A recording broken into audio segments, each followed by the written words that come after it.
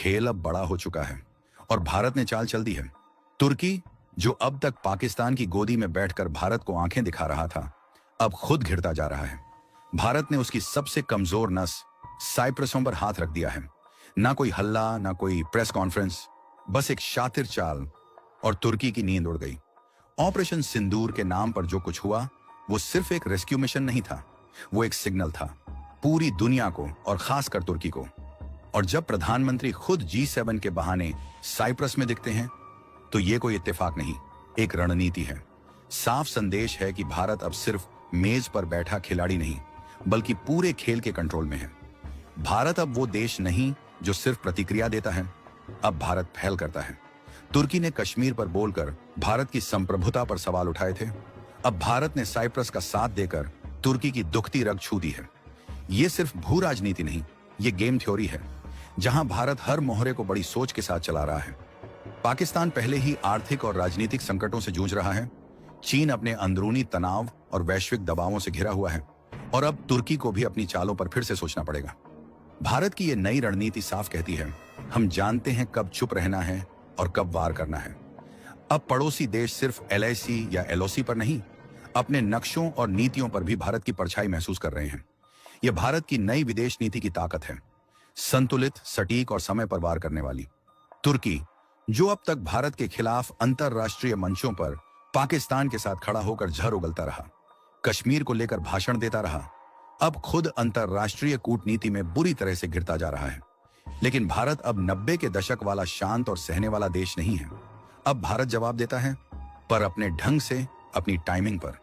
और इस बार जवाब आया है ऑपरेशन सिंदूर के जरिए। बाहर से यह भले ही एक सामान्य रेस्क्यू मिशन लगे, लेकिन असल में यह एक ठोस रणनीतिक संदेश था, तुर्की को और पूरी दुनिया को। भारत ने साइप्रस को चुना, जो तुर्की की सबसे बड़ी कमजोरी है। तुर्की ने 1974 में नॉर्दर्न साइप्रस पर कब्जा कर लिया था, लेकिन पूरी दुनिया आज भी उस कब्जे को अवैध मानती है। और अब भारत ने जिस तरह साइप्रस के साथ रिश्ते गहरे किए हैं, उससे तुर्की की चिंता और बढ़ गई है। प्रधानमंत्री मोदी का G7 के दौरान साइप्रस पहुंचना कोई संयोग नहीं था। ये एक शातिर मगर बेहद साफ संदेश था कि अगर तुर्की कश्मीर का नाम लेकर भारत की एकता को चुनौती देगा, तो भारत भी उसके कब्जे वाले क्षेत्रों पर इंटरनेशनल कम्युनिटी के सामने सवाल खड़ा करेगा। भारत और साइप्रस के बीच हुए समझौते और साझा बयान इस बात का संकेत हैं कि अब भारत सिर्फ मेज पर नहीं है, अब वो गेम के कंट्रोल में है।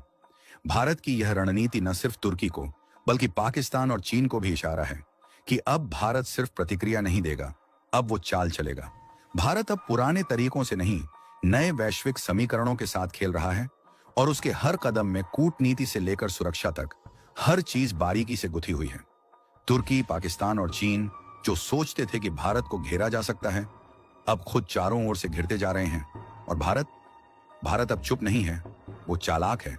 और सबसे खतरनाक खिलाड़ी वही होता है जो मुस्कुराकर वार करता है, और अब वो खिलाड़ी है भारत। भारत की यह चाल सिर्फ कूटनीतिक नहीं है, ये एक साइकोलॉजिकल गेम है, जिसमें सामने वाले को तब तक अंदाजा नहीं होता जब तक वो खुद दबाव में ना आ जाए।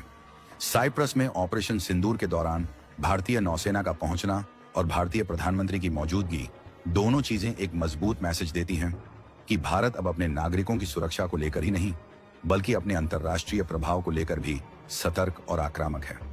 गौर करें तो यह वही साइप्रस है जिसे तुर्की आज भी एक तरफा मान्यता नहीं देता, बल्कि उसका एक हिस्सा कब्जा करके नॉर्दर्न साइप्रस नाम से एक नकली देश खड़ा किया गया है, जिसे कोई भी बड़ी ताकत मान्यता नहीं देती। और अब जब भारत साइप्रस के साथ दोस्ती गहरा कर रहा है, वहां जाकर सैन्य और रणनीतिक स्तर पर अपने कदम जमा रहा है, तो तुर्की की नींद उड़ना तय है। कूटनीतिक भाषा में इसे साइलेंट पनिशमेंट कहते हैं। बिना शोर मचाए ऐसी चोट देना कि विरोधी भीतर से हिल जाए।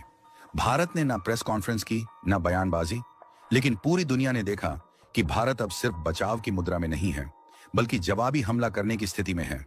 और तुर्की को यह सबसे ज्यादा तब खलता है जब भारत उसी भाषा में जवाब देता है जिसमें तुर्की खुद बोलता आया है, जैसे कि साइप्रस बनाम कश्मीर का मुद्दा। भारत की यह नीति अब एक नई धारा बन चुकी है। अगर तुम हमारे आंतरिक मामलों में बोलोगे, तो हम भी तुम्हारे दबी हुई सच्चाइयों को उजागर करेंगे। और यही हो रहा है। चीन, जो भारत की सीमाओं पर लगातार उकसावे वाली हरकतें करता है, अब देख रहा है कि भारत कैसे मल्टी लेयर रणनीति के जरिए उसकी घेराबंदी कर रहा है, इंडो पैसिफिक से लेकर यूरोप तक। पाकिस्तान, जो कश्मीर की रट लगाता रहा, अब खुद अपने अंदरूनी हालात से जूझ रहा है। और ऊपर से तुर्की जैसे समर्थक भी अब भारत की चालों से डगमगाने लगे हैं। भारत ने दुनिया को यह दिखा दिया है कि वो अब सॉफ्ट पावर के साथ साथ स्मार्ट पावर भी है। ना तो वो अपनी सीमाओं के अंदर सीमित है, ना ही वो कूटनीतिक शतरंज में पीछे है। भारत का यह बदलाव अचानक नहीं हुआ, यह एक दशक भर की रणनीतिक तैयारी का नतीजा है।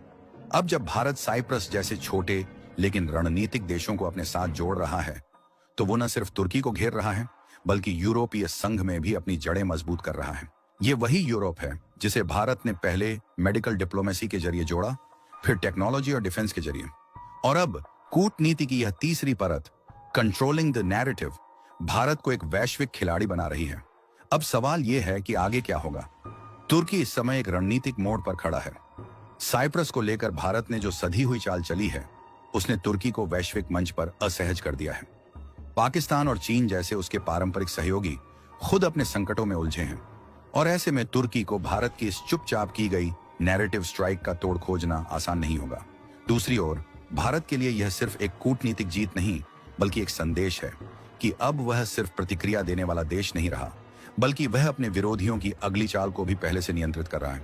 अब भारत साइप्रस के साथ अपने संबंधों को और भी गहरा कर सकता है, रक्षा, व्यापार, इंफ्रास्ट्रक्चर और रणनीतिक मोर्चों पर।